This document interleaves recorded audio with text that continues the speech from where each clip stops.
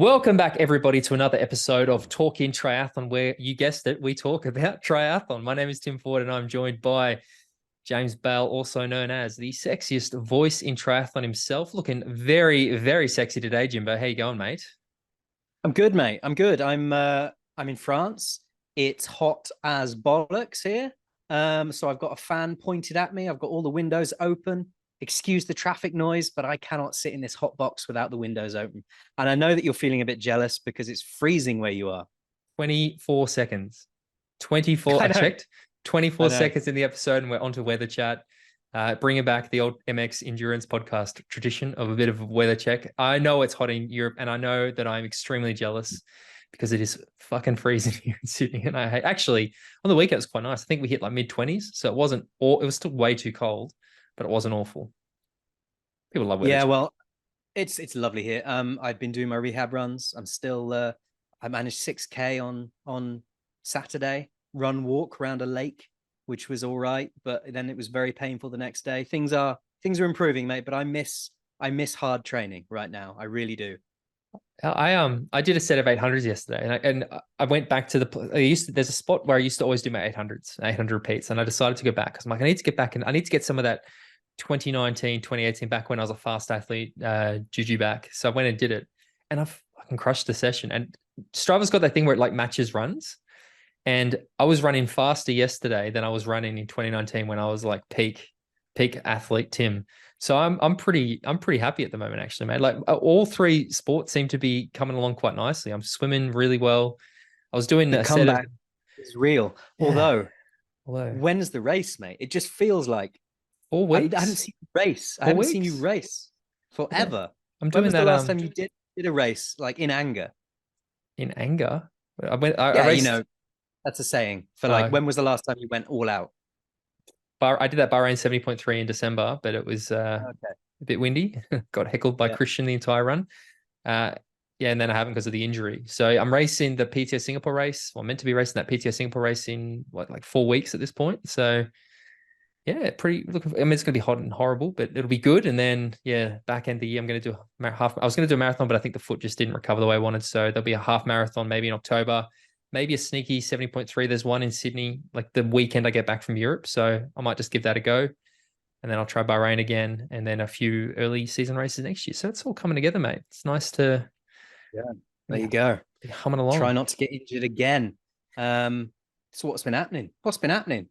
What's That's going it. on in your world? Not a lot, mate. Just living the dream. As I said, the training's going well, but maybe we need to get into because we got a big guest this week. Friend of the podcast is back, Magnus Ditlev. If you enjoy what we're doing, as we say, we do the little plugs. You can head to patreon.com/talking triathlon where you can support the podcast. You get bonus monthly podcast access to the community.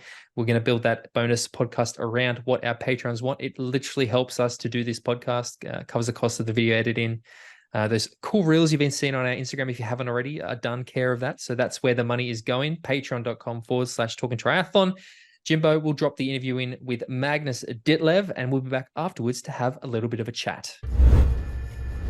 And so here we are, lucky enough to be joined by two-time Roth winner and badass on the bike, Magnus Ditlev. Magnus, how are you, mate? Thank you, and thanks for inviting me. It's good to be talking to you again. I'm good, trying to get back into into the great training rhythm again. It's always difficult after the really big races to. There's so many things before the races, and it takes a lot of mental energy to perform on race day, so I always find it difficult to get back into the swing of things again, and this one is definitely the biggest one. So but yeah, I'm feeling really good. How was the recovery post-race? Did it take a Mm, while? yeah, so it was not like the soreness, and that was not the most difficult thing. It was more the kind of a mental thing for me. So it was not the physical recovery in that way. It's more like Roth is just such a big race in so many ways. So already I knew I wanted to, like when I saw the start line and who was coming there in Roth, I really knew I wanted to perform at my top level. So leading into the race, we really put a lot of effort into that. So already going into the event, it was a pretty hectical time, and then you arrive in Roth where everything is just so crazy, both good, but also in regards to media and appearances and yeah, everything is just really packed in the days leading into the event, and then obviously at the event, and then you think, oh, okay, afterwards it's more chill, but there is also a lot of stuff going on afterwards. So it's the whole package, I think, that just knocks you down a bit after such a race. Good man. So let's talk about that race. You know, because you were going in as having won Roth last year. You were looking for that repeat win to do it 2 times in a row. What was that? What did that feel like? Because I mean, last year you didn't know what it felt like to win Roth. This year you were going in with that knowledge in your mind and a bit of a weight of expectation on your back as the defending champion. What was the difference like this year? Yeah, I remember a lot of people ask me that exact question, and I like to compare the 2 years with how I remember like arriving last year. I had heard a lot of things about Roth, but wasn't really buying into it beforehand. I thought, okay, how big of a race can it actually be? And I arrived like just me alone and did the training and the lead up and all, handled everything in race week on my own. And then I was lucky that my coach, father, and best friend, they arrived the night a few hours before the race. So when I woke up on race morning, they were there to support me on race day, but everything else I had done leading into the race alone. And I remember I had to kind of skip a lot of sessions because I was so overwhelmed and by how many commitments there were in the race week. And then obviously I ended up performing really well last year and winning the race. So this year, compared to last year, I arrived with a whole team of people with me, and I had so many people out on the course helping me out and in race week. So it was a huge difference, and we knew this time around how big of a deal it actually was also in race week. So we had basically for all the days I was in Roth, we had a clear plan as almost down to every hour where I was supposed to be and how I could squeeze in like the last key sessions and not get too fatigued by the press stuff. So the lead up this year was definitely more like we knew a bit more what was coming, but as you say, also there was more people were really, I could really feel that people knew who I was this year, and I almost felt it was a really warm welcome actually, and I felt like the Germans almost welcomed me as one of their own, which was also, yeah, it was really nice to see and motivated me to try to perform at my best. And it was not like I didn't really feel a burden or like that on my shoulders to perform or some really big pressure. I'm not geared that way. I think I was just really I had been thinking about that race for 1 year since last year, almost about that race every day, and it was really, I was really looking forward to get the race started. And you did get it started, didn't you? So you came in with a slightly more strategic approach. You had a team of people, but that weight of expectation was there. So people were expecting a performance out of you, which you duly gave them. When that gun went off and the race started, how did it play out for you? Did it play out the way you expected, or were there some unexpected elements in the race itself? Yeah, so I think the big difference this year compared to last year and compared to many of my other races was obviously the swim, where I was in the front group. So we have known or thought, like we have seen some really big improvements in the pool actually. Doing a bit of work on that swim, eh? I've been working, but actually over a much longer period than what it seems. It's not like I only started that. You mean you can't improve your swimming overnight? Is that what you're saying?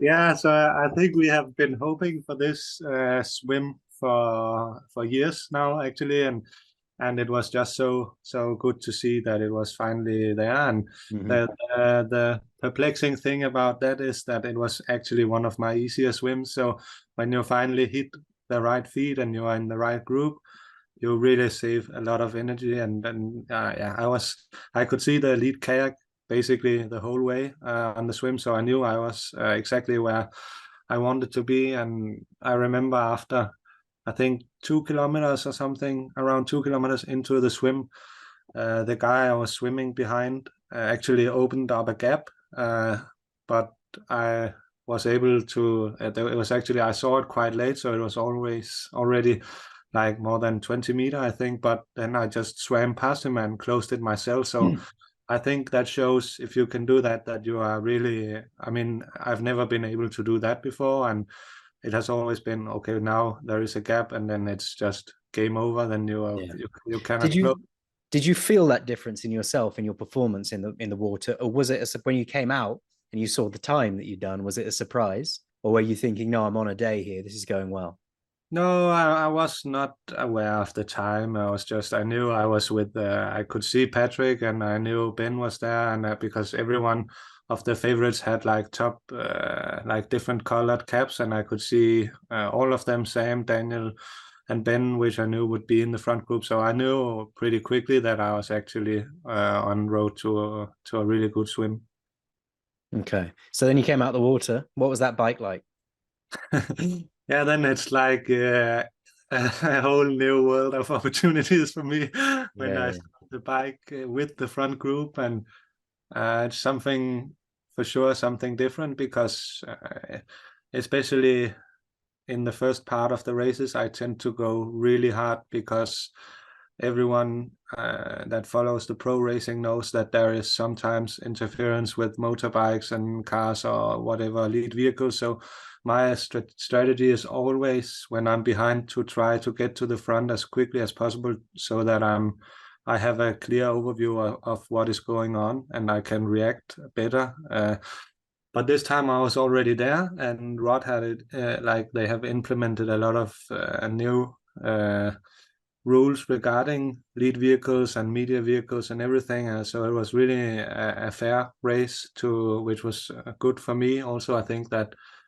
So it was not.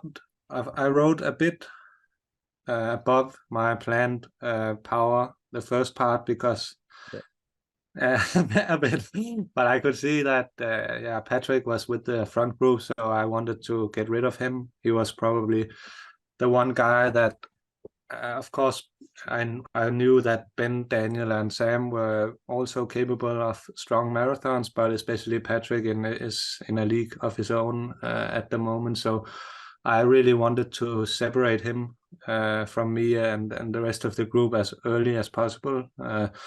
And so I was like last in the group out of the water, and I went to the front almost straight away once I got into the shoes and tried to create some separation. And they were actually able to follow for like at least 15 minutes, I think, which worried me a bit. But then Sam and Daniel, there was a gap, and Sam and Daniel were able to follow. And then I really pushed it up on. There is one very long climb where we were really going hard there, and I think Daniel fell off there also. So it was only Sam and I, and from there on, I tried to get Sam to work a bit, and he came around after maybe 60 or 70 kilometers. So I had been pulling all the time until then. So it was nice to share after that the workload. It gives you kind of like, not that you switch off, it's just nice to have someone to follow also in the race. And I think we worked together really well within the rules, and I had people placed almost like every 20 minutes on the bike course, which they were having blackboards and giving me splits, so I could see that every time I got a split, it was more like every 20 minutes. So you did a 2018 stage 19 Giro d'Italia through me, did you? Yeah, I think also when we come to the run part, it's like this performance was really really timed with my team, and I had people everywhere, and then I think that played a huge difference. We knew from last year where it's good to spectate and where you can actually give some valuable feedback. So we were really prepared this time around. And on the run, you had Sam with you for a little bit, and then suddenly you didn't have Sam with you anymore. Having pushed as hard as you did on the bike, you know, you set a hell of a good time on the bike. What was the run? What did the run feel like? Because, you know, from the outside, as is said often with you, because you're quite a sizable person, you look like you're running slower, and you look like you're more fatigued than you actually are. What was that run like for you? Actually, I was feeling so good on the run and feeling really, really controlled almost until 35 Ks into the marathon or something. And we were running with Sam had put on socks already in T1, so I had a bit of a gap to close after a second transition, but I think I managed to close the 10 seconds within the first kilometer or something like that. So we were running maybe 10Ks side by side, which was pretty epic. It was like it's always special when you have those moments. I remember my first Ironman in Texas where I was running with Ben Hoffman for the last 15 kilometers or something of the marathon, and ending in a sprint finish, and it's those moments are really special. So I was hoping, because I was feeling really good, so I was hoping he would be able to keep up longer, and we kind of could push each other to even further. But yeah, then all of a sudden he started fading really fast. We were running quite fast. Was there any communication between the two of you at all, or was it just shoulder to shoulder? No. There's usually, when I have those battles with people running side by side, there's no one is saying anything. It's just, you can just feel the pressure and the tension in the air. And then I noticed at the turnaround after 9 kilometers that he had a tendency to wanting to lead, like just a small bit ahead of me, and then suddenly he pulled straight back in, like, so he was running behind me, and he was starting to catch, like his feet were starting to hit my heels while we were running. So I thinking, okay, is he getting a little bit tired now? Because usually when you're touching the other's heels, it's quite annoying, a little bit dangerous actually. So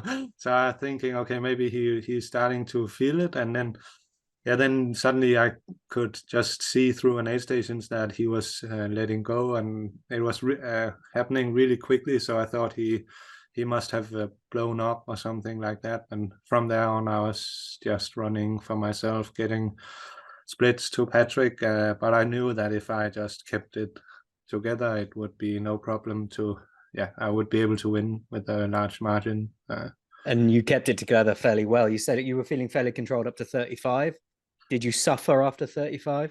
Yeah, so the course in Roth is quite tough on the last part. So there's a very hilly section on the last 7 to 8 kilometers, and I remember running from 32 to 35 around there, and looking at my watch and actually splitting the fastest kilometers of the entire marathon so far. And at that point, I got some thoughts of, okay, I knew I was on the way to a 2:35 marathon, and I was still feeling so good. And I could see that these were the fastest Ks I've ever done in this marathon. So I had some thoughts of, okay, I might be able to go even faster and go really fast, but because it felt good. And then once we hit the last part where there is these hills, the wheels just fell off completely for the last 5 to 6 kilometers. So from there on, it was just survival mode from there on. Yeah. And when you crossed the line, I mean, you took the record. How long did that take to sink in? How quickly did you realize what you'd achieved on that day? Yeah, it was difficult to like, it maybe sounds weird, but also I've been talking with my coach about this, that we don't see this as like we don't see anything that I haven't been able to do for quite some time. So and everyone is just telling us how big this is, but we've seen these numbers for some time, and it's like this time it just everything came together. And I think it was it was maybe once only when Sebi, I think he had he dedicated everything in the press conference that was supposed to be about him. He just spoke about me, and I think when he did that, I thought, okay, this is this is Didn't he maybe. compare it to the moon landing? Yeah, he compared it to landing on the moon and breaking supersonic sound, and I think that was really great of him, and maybe also one of the moments where I thought, okay, it maybe it's bigger than what you're actually thinking. It was. I mean, you had quite the gap on everyone else, because last year the commentators were just about managing to pretend to the audience that Patrick might catch you. This year, it was too far. They couldn't even say, you know, they couldn't make a race of it, if you know what I mean. Yeah. It was fairly clear that as long as you held it together, you were going to take that tape. And to take it in such style with such a record, I mean, amazing. What are you doing next? What's next on the agenda? My next race will be PTO US Open. So I'm trying to get some speed into the legs again, and then maybe also doing Singapore. But of course the full focus also is on Nice. Will be an exciting course. It will indeed. I was going to ask you about Nice next. I mean, obviously you're going to be racing that one. It's the first time the World Championships has been in Nice, the men's, and you know, with all the changes at the top of Ironman at the moment, there is a chance it might be the only time the men's World Championships is in Nice. You never know. We don't know what's going to happen next. What do you see in that opportunity with a course like Nice? Do you think it suits you? Do you think you can play to your strength on a course like that? How will you approach it?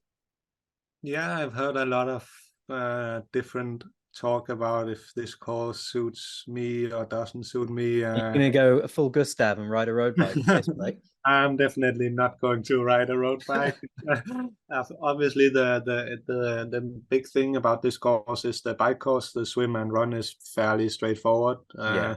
And it's as everyone knows, it's very hilly, and some say technical descents. I'm not really sure about that. Of course, it is descents, but it's not like hairpin turns, and as you see.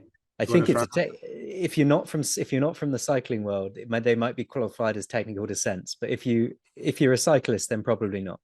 If you're a cyclist, I think you wouldn't even count it as a descent, maybe. But it gives a lot of opportunity to look into equipment that you don't normally optimize for. So this time it's much more about weight. Also, normally we only looking into aerodynamics, but here weight also plays a part, and some handling with the descents. But I think the overall course should suit me. I mean, it's good to make tougher bike courses are better for stronger cyclists, and I think still it's not like 12% gradient. So I think what I have seen, I'm going to do some recon also very soon, but the climbs, you are actually going close to 25 kilometers per hour on the uphills, which is quite fast. So still aerodynamics plays a very important part, and it's more like a power climbs, not if it was really steep climbs, it might suit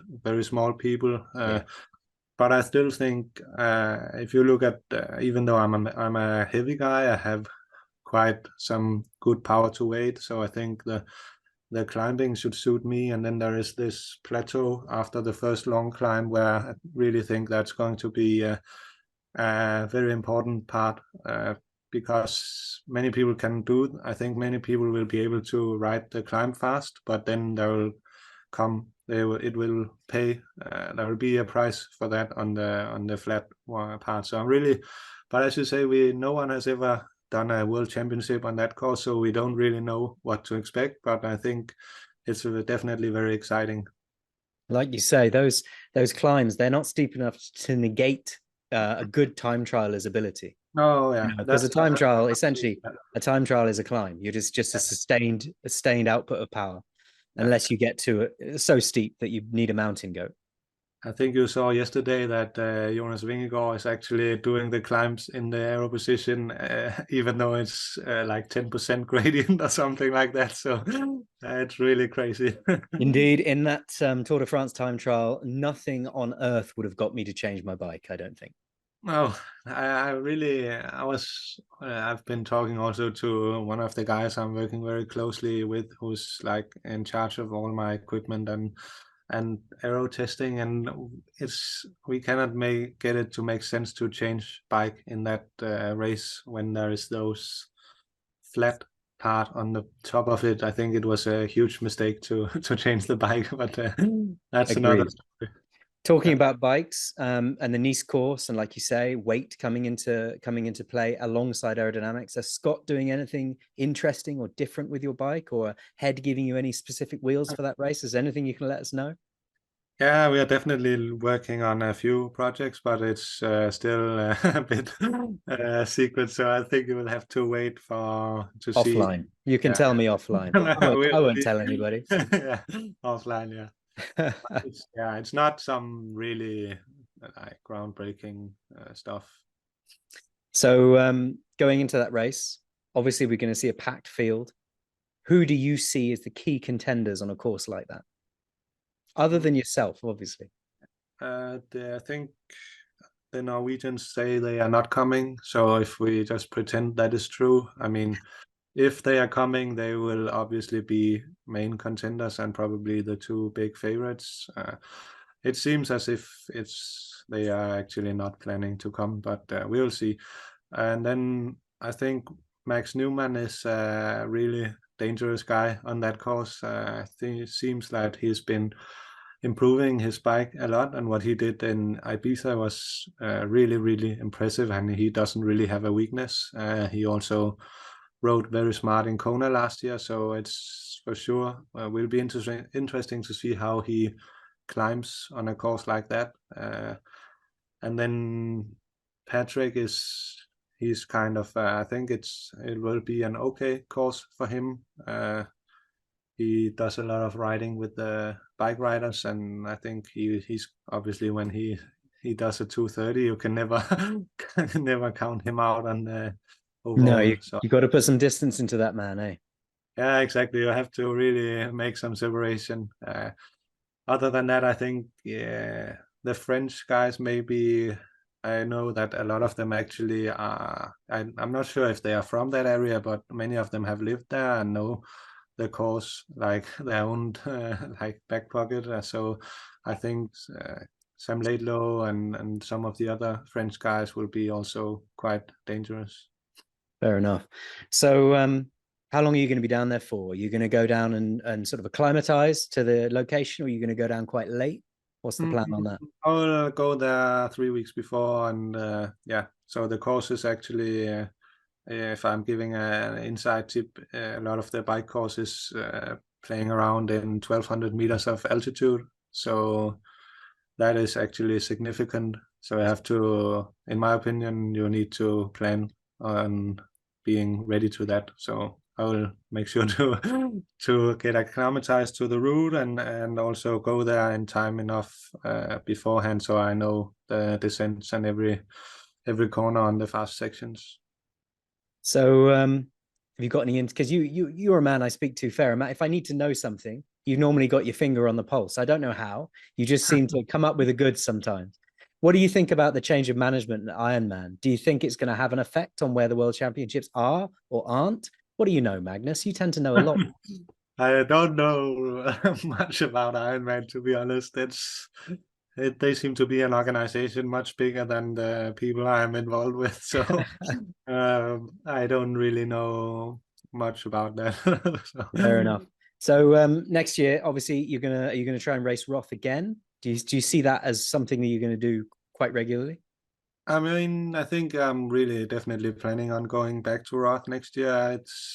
I have got a lot of like emotional attachment to that race now, and I think it would be really cool to come back there next year and see if I can set an even faster time. It's such an eye. I think everyone that has not been to Roth don't really I was also like that beforehand, not really buying into how great it is. But when you have been there and you've seen how Felix and his family actually work and care for the athletes, you really it's something I believe every triathlete should try out once in their career at least. So obviously next year the World Championships are planned to return to Kona for the men. How does your skill set adapt to a race like that? Kona it's like last year was a huge disappointment for me. I think the lead up could not have been any better. I felt so prepared and actually also believe that I performed really well until things started going south, which was not really in my hands. So I think obviously I'm a larger guy, so I maybe have to be a bit more careful with heat management, but still some of the Ironmans I have done, Cozumel was not pretty, but that was like extremely, that was even on another level than Kona, I believe, but still Texas and Roth last year was really plus 30 degrees also. So I think I can handle the heat pretty well if we have a clear strategy and I do some very specific heat acclimatization. So I think Kona is definitely what I'm. It's like it's really a race that motivates me also because how things went last year, and I cannot wait to go back there. I think there are probably courses that suits me better. Like Roth is probably close to the perfect course for me, where you have a lot of rolling. It's actually a harder course than you think. There is a lot of rolling climbs where you can make a difference, and if you are able to push big power on those climbs, you can kind of carry momentum and not lose too much speed, where if you are not able to do that, then you just lose so much time. So I think Kona course is not the best for me, but I still think it's definitely possible to go for attempt for the win. Are there any changes you're having to make at the moment? Not make right now, but any changes you plan to make or any adaptations to your training you think you need to make in order to succeed at a race like Kona?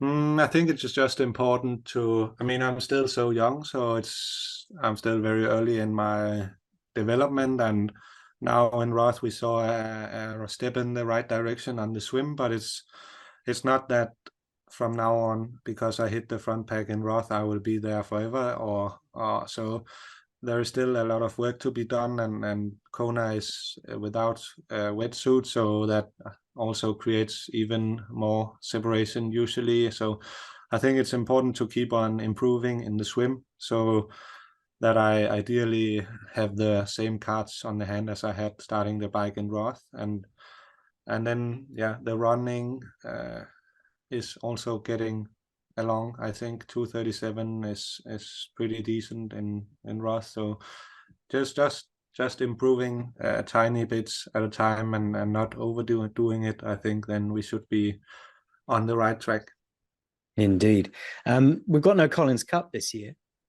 Do you enjoy the PTO races, the Opens?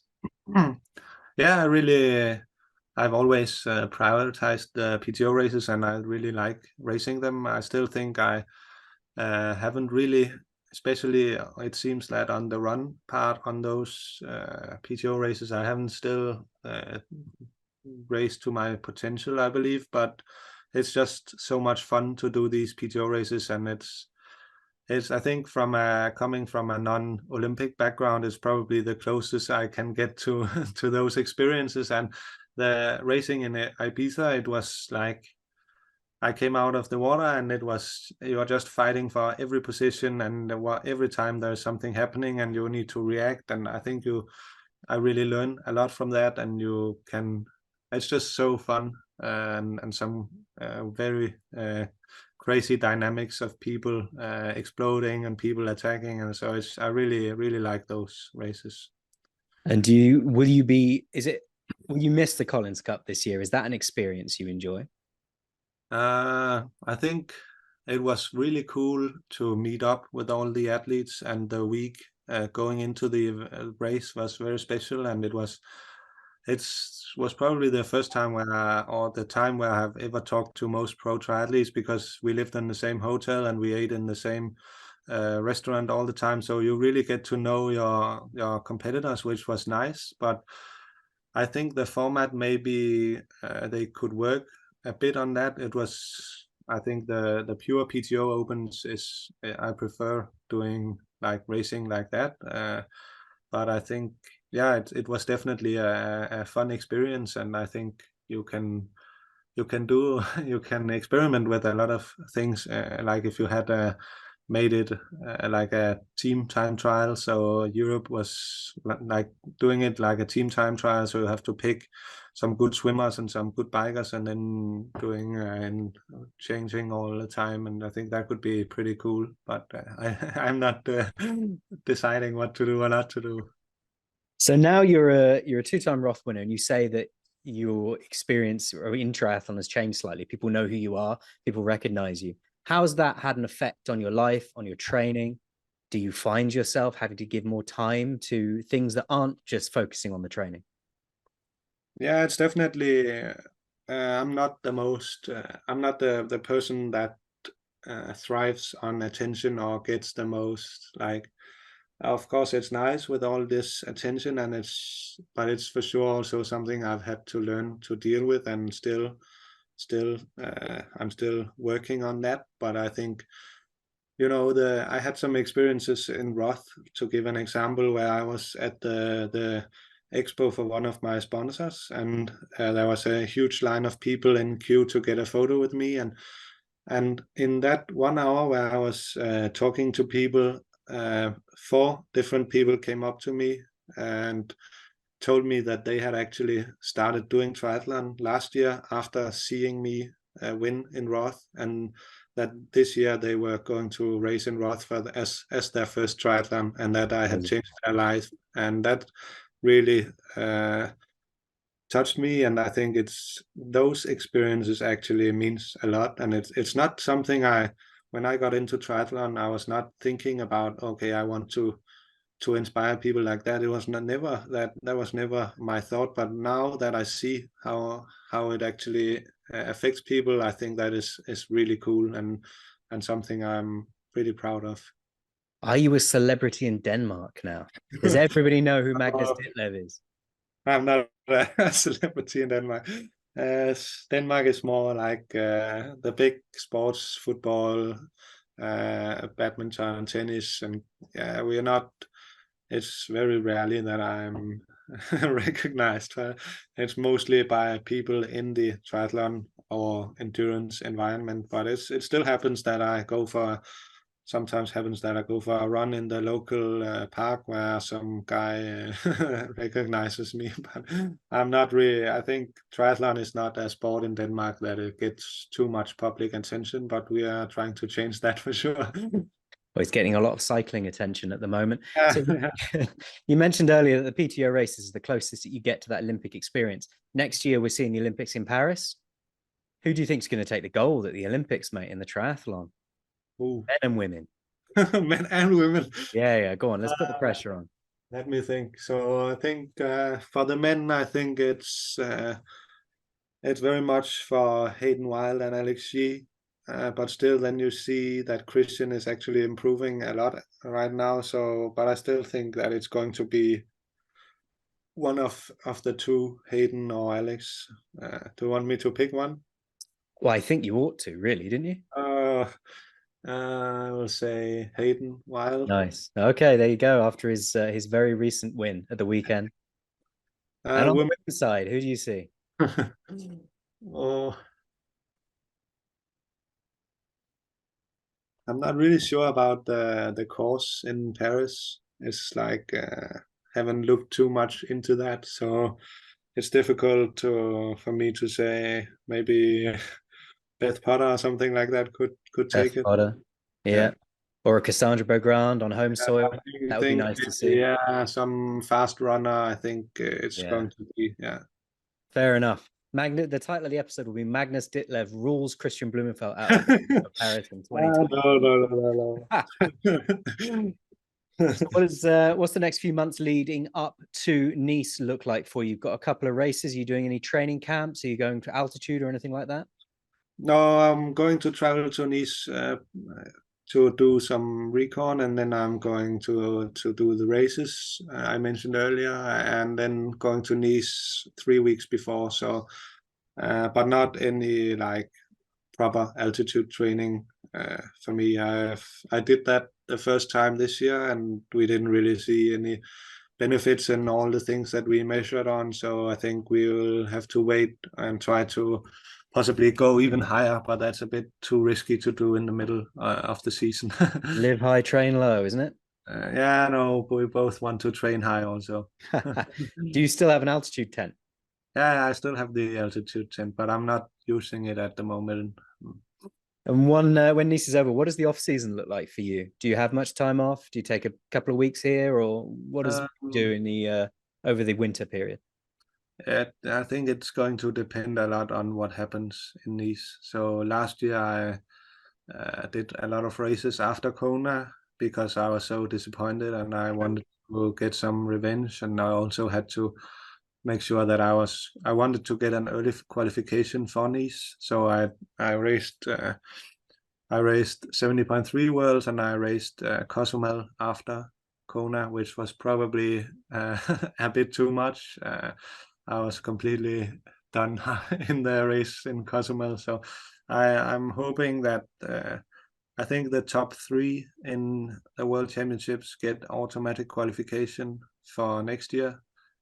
And if I'm in top 3, then I can see myself taking an early off season.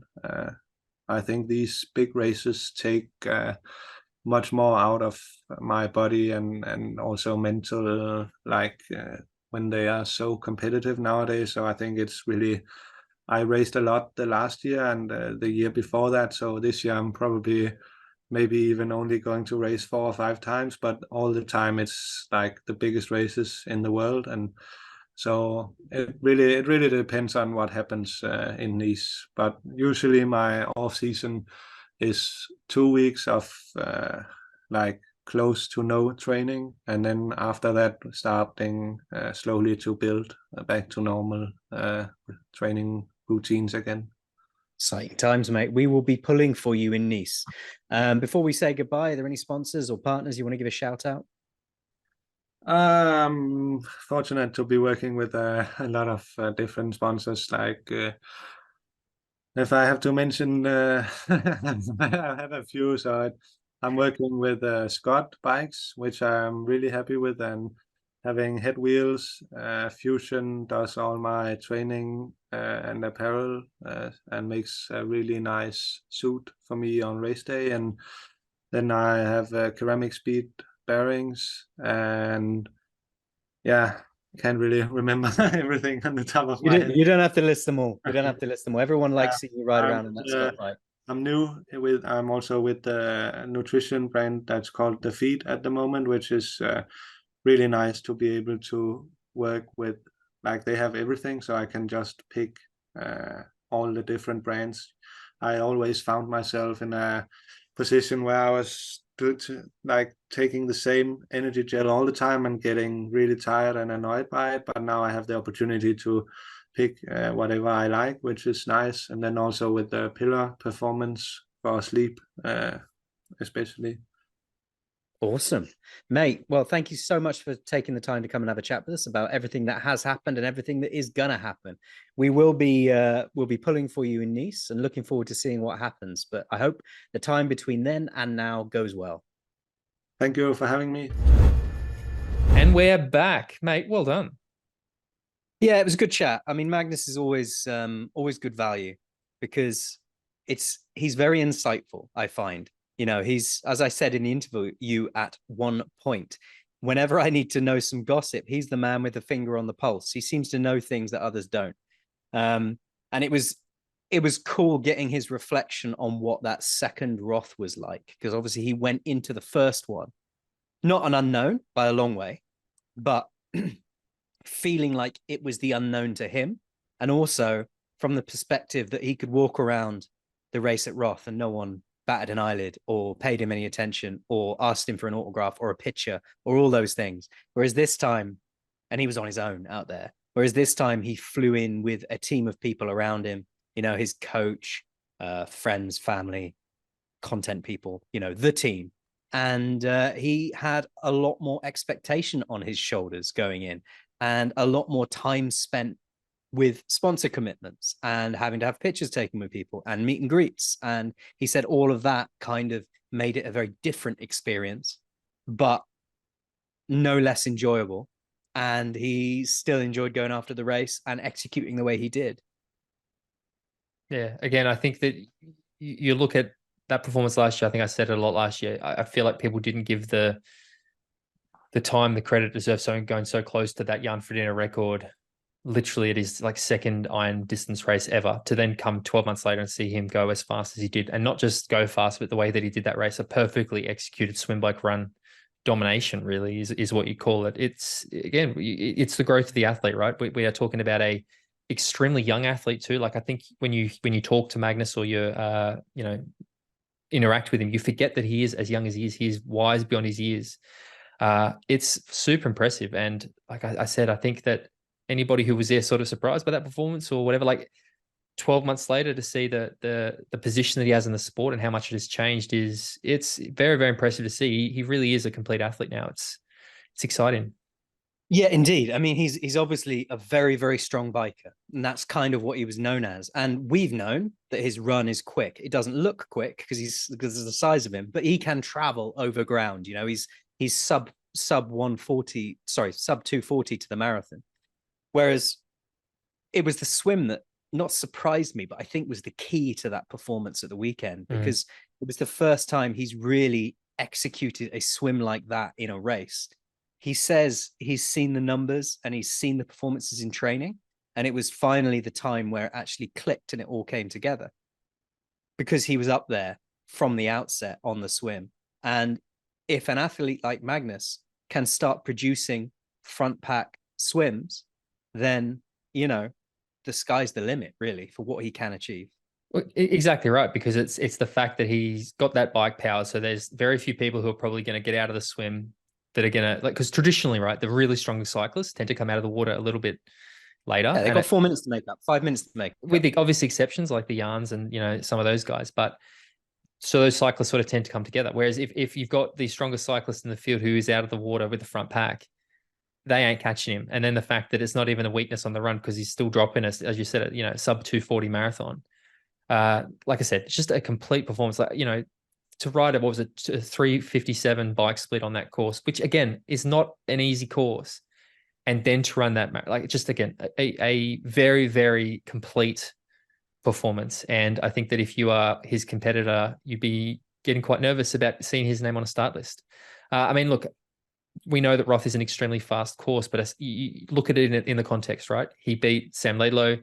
He beat Daniel Beckergaard. He has set a time that is, what, 7 minutes faster? Is that right? No, 11 minutes faster than the previous record. Like, it's serious stuff, mate. Like, yeah. It's otherworldly, isn't it? And like Sebastian Kienle said post-race, where Kienle devoted his entire press conference to talking about Magnus, he said he equated it to, you know, the first moon landing. That kind of difference in that step up in terms of human endeavor. But I do think that it's not put it out of reach. I think we will see, you know, how when a record goes and people see what is possible, we will start seeing performances rising up to match it now. And we'll see the speed of the men's and the women's field increasing exponentially over time. 100%. I definitely, I don't want to be controversial. I don't think it is the fact that we now see somebody who's so much further ahead. I think there's still many, many people who are comparable or maybe better than Magnus. Like, I still believe that if it was a head-to-head, we'd probably still see the Norwegians probably get ahead of him. I'm not, at this point, probably still not my favorite for Nice. Again, not trying to be controversial. I think he's got a very good shot, but I still probably would, there's a few names that I would put ahead of his just for my picks. But the record is something that I, you know, because it is a little bit, again, triathlon, just the fuckery around records, course records, world records, all this sort of stuff. What do you think? Is this considered to you the fastest? Is this the world record, do you think, or not? I mean, it depends whether you're talking from an emotional perspective or a technical perspective. Pick one. Technically, this is the fastest iron distance that a man has covered, you know, in a race conditions from the perspective of a race and the rules of a race. That's about all I can say on that. But talking about Nice, I think he made some good points in the interview about how a hard bike course suits a strong biker. Does. You know, and a lot of those climbs in Nice, there's a tipping point with a time trial bike. You know, if you can put out a very fast speed in a flat time trial, you can generally climb very, very well to a certain gradient because you're very good at measuring your effort and applying power over a period of time. It's when things get really steep and the smaller mountain goats tend to take over. But in Nice, none of those climbs are particularly steep. So a very fast time trialist, Magnus Ditlev, or someone like a Filippo Ganna or something like that, you know, they're gonna put out a huge amount of power and be able to measure that effort very well up those climbs. So I see his performance in Nice. I see his chances in Nice as high. Like you say, he's probably not my favorite for the race, but I'm very intrigued now that he's got that swim and the ability to be attached or slightly back from the front group. I'm intrigued to see how he approaches that bike course, because if I were him, I'd be looking to attack that course like a motherfucker and trying to put some distance into some of those triathletes because all the talk is these technical descents in Nice. And from a cyclist perspective, they're not that technical, you know? So if I was him, I'd be playing on that advantage. I'd be powering up those ascents and I'd be steaming down those descents to put as much distance between those people that, like you say, the Norwegians or people that can possibly foot speed him on the run, to ask them a question and say, either you want to come with me now and waste a bit of energy and feel like you're on the edge of what you can do, and then we start the run together and we see where you're at, or you don't come with me and you trust your run. And then you've got to ask yourself, how big a lead does he need? And, you know, it's intriguing. I asked him whether he was going to go full Gustav and attack it on a road bike with rim brakes, but he said no. No, you got to see the two. Do you remember when the 2019 World Champs were there and Scott built that special time trial bike for Sebastian where it like wasn't even painted? It was meant to be the lightest possible TT bike they could build. And it was just like, well, that was literally going on a road bike, but you guys all really badly. Yeah, indeed. I mean, but that's the difference between this a 70.3 distance and an Ironman distance, I think. And it's the difference. Sebastian Kienle, amazing athlete, amazing biker.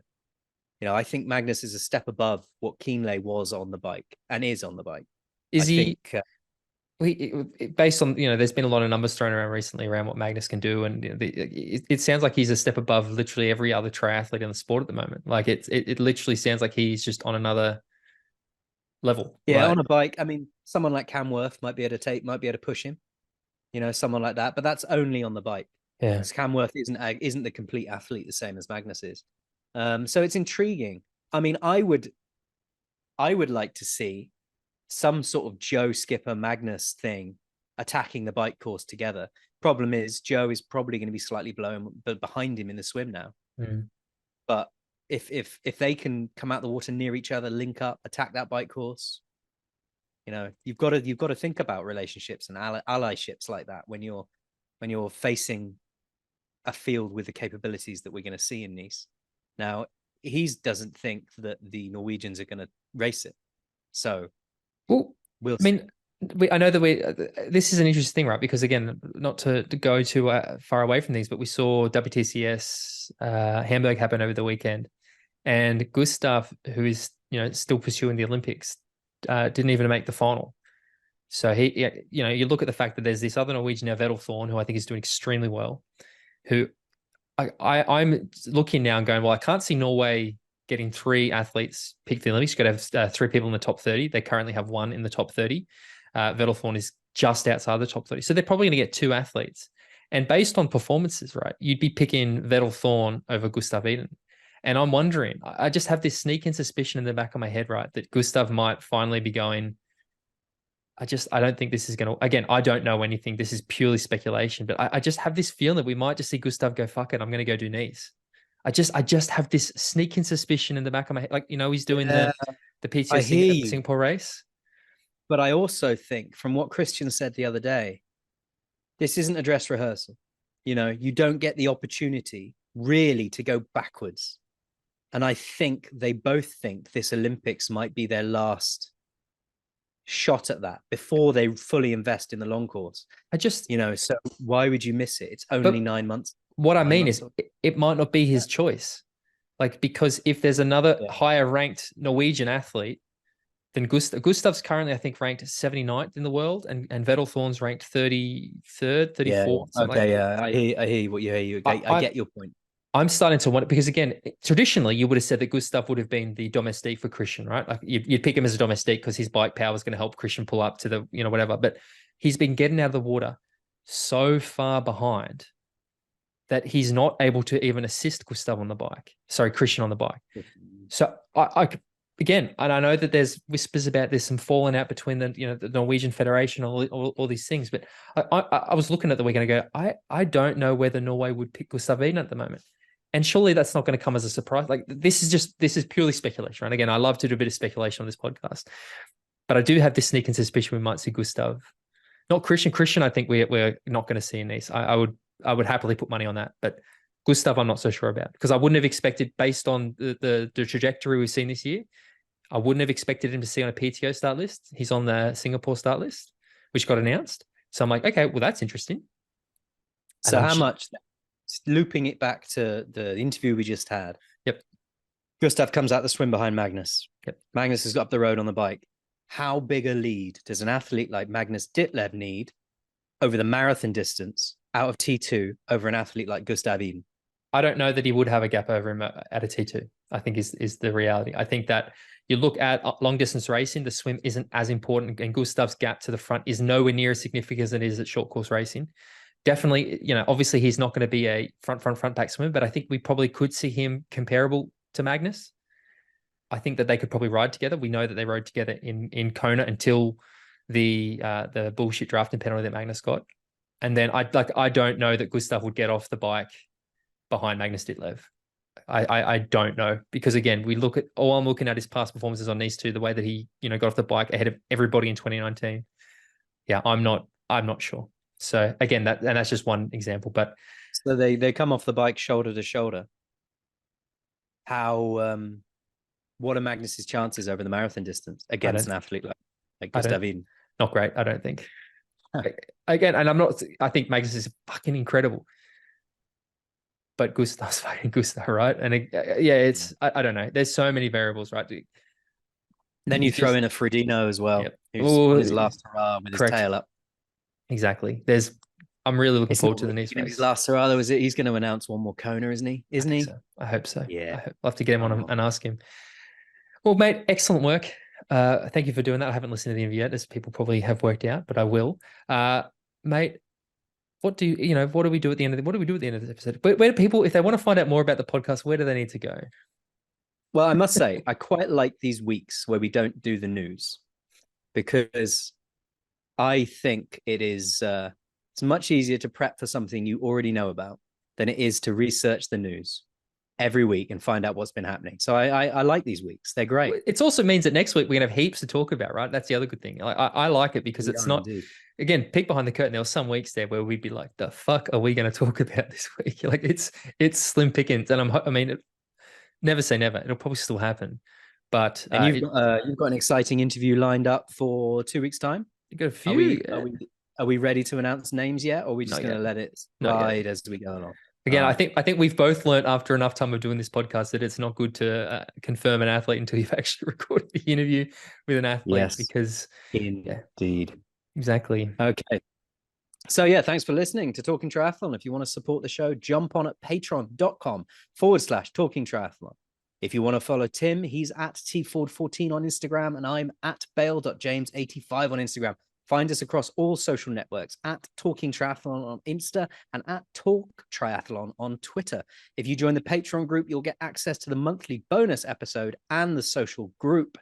and we are seeing that grow, aren't we? We're putting all those mechanisms in the background in place, and things are happening. We need to work out when we're going to do that first bonus episode. Actually, probably in the next probably literally in the next week or so, next 2 weeks. So that'll be good. Yeah, you didn't say, but can you jump on iTunes, give the podcast a review? Whatever app you are listening in helps as well. But yeah, other than that, mate, again, good work this week. Made my life very easy. Only a brief 20-minute interview or record for me, which is nice. It's almost like I got the week There off you a little go. bit, but I There like you that we go. share the load a little bit, and again, we'll pull out some Lean good on bits. me, Gordo. Lean on me, mate. Yeah, I know there'll be the nice little reel we'll put up some week on the Instagram. I really like the way those reels are looking too, by the way. I think it's a good little way to promote the show. They do look So good.